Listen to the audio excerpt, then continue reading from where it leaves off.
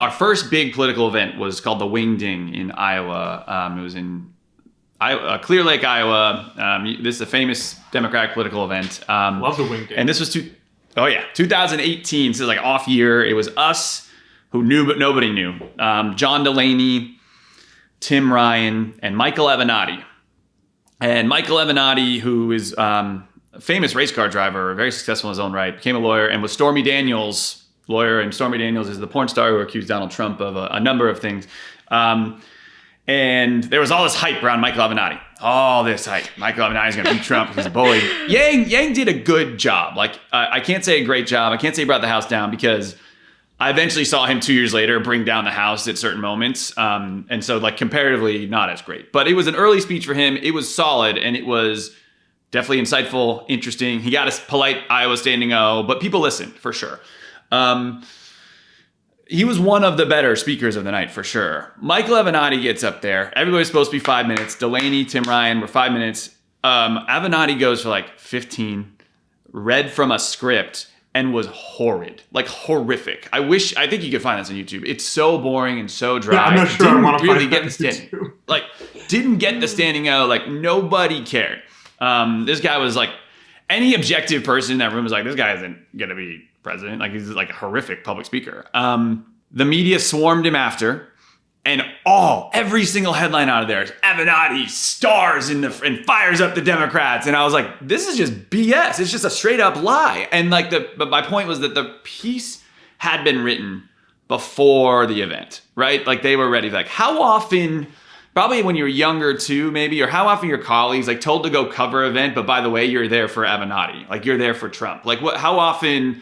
Because when the narrative does change in real time, I don't think that gets covered. And that was frustrating for us in many ways throughout the race. This is Zach and I just trying to understand what happened on the campaign and all these things we lived through. Right. This is therapy for us, Tim. You're just here. This is you're just here to talk us down for all things we've been holding on for this for a long time. So like Avenatti is a great example, right? Of here's this guy. If you went back and looked, and I think that there were a couple of places that did this, that tallied his total number of like cable news hits there for a few months. It was like hundreds and hundreds and hundreds of cable news hits, right? Yeah. For this guy who's a complete fraud, a complete charlatan. He's in jail, by the way, and has DM'd me from jail. I can't wait to show. He DM'd you from jail? Maybe, okay, it's the same story. So Andrew in 2019 I think it was during the Yang media blackout, was basically shitting on whatever the media establishment and saying I was there when Michael Avenatti was not very good. And Michael Avenatti responded, and this was after he went to jail for Nike fraud or whatever he did in that deal. He's in jail, and he tweets like, you suck, blah, blah, blah. And I retweeted him saying like, is Michael Avenatti tweeting from jail? And then he DM'd me, and he's like... He like rage DM'd you, didn't you? You're a boss. Yeah, you're like, you're a boss, just blah, blah, blah, you suck. Like, you need to spend more time. He's polling at 1%. You suck. Like, it was just... I'm like, dude, why are you talking? I was nobody. I was like... So, I mean... Guy. Anyway. Yeah, well, so he's a great example of this, right?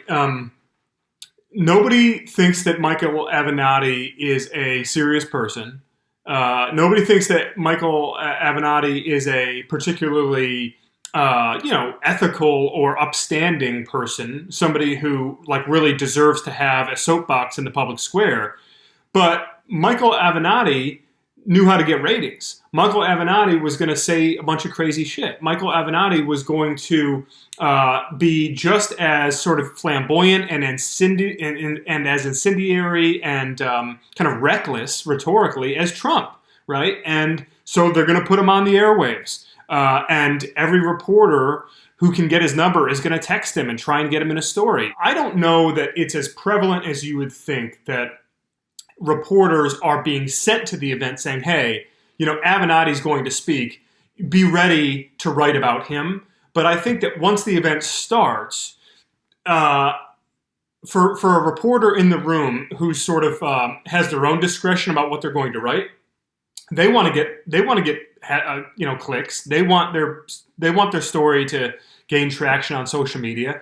And if they just know from sort of the buzz in the room and from what other people are saying before, during, and after the event, if they know that, a headline about Michael Avenatti crashes the party and sets fire to Trump is going to get more clicks than Andrew Yang pitches a freedom dividend, then that's the story they're going to write 9 times out of 10, right? Like here's a chicken and the egg question for you guys, right? Because I'm not trying to dodge the bullet here. I think the media owns some real culpability for this.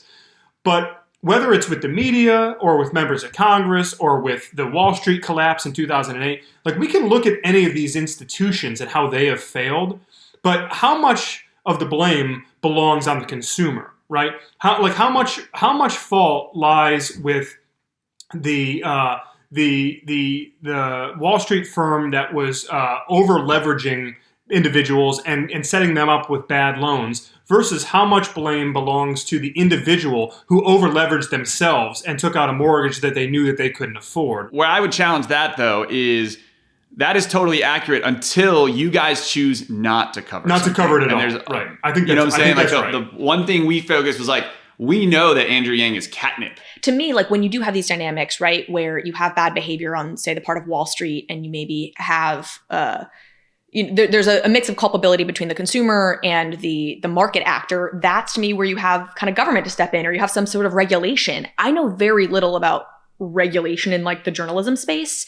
Is there a place in your opinion for regulation in this, or no, that just gets into really risky territory? Well, yeah, look, I mean, the First Amendment is as unequivocal as it gets as far as, what constraints we have in the press. But that doesn't mean, so just because we're free from any sort of official regulation doesn't mean we're free from accountability. And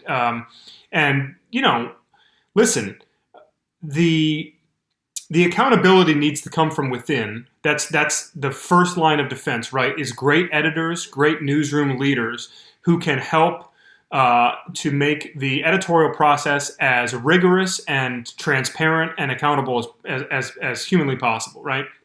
And then I think that there's sort of a secondary layer of self-correction, self-accountability from within the media more broadly. So from outside of your individual newsroom, there are media reporters and media ombudsmen and people whose job it is from within their own perch in the media to hold media accountable, right? And that's a really important function that we should be playing and that I think we don't really do well enough, frankly.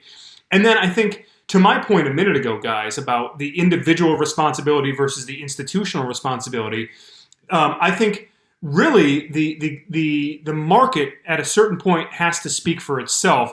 Readers should be providing the sort of accountability, and viewers should be providing the sort of accountability that dictates what we are producing, right? So they shouldn't be booking Michael Avenatti on CNN, 30 times in 15 days, right? But why are they, right? Because clearly their internal data algorithms are showing them that traffic is spiking and that people are tuning in.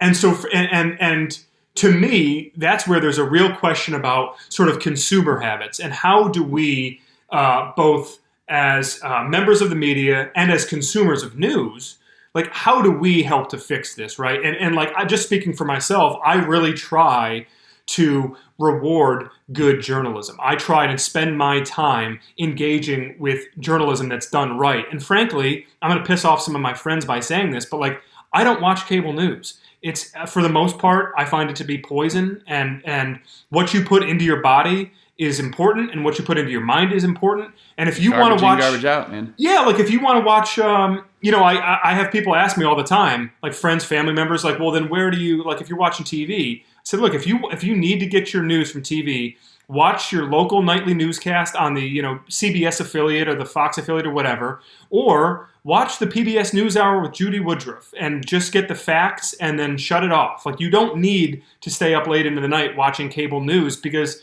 it's not really giving you much by way of useful, objective journalism. It's just not.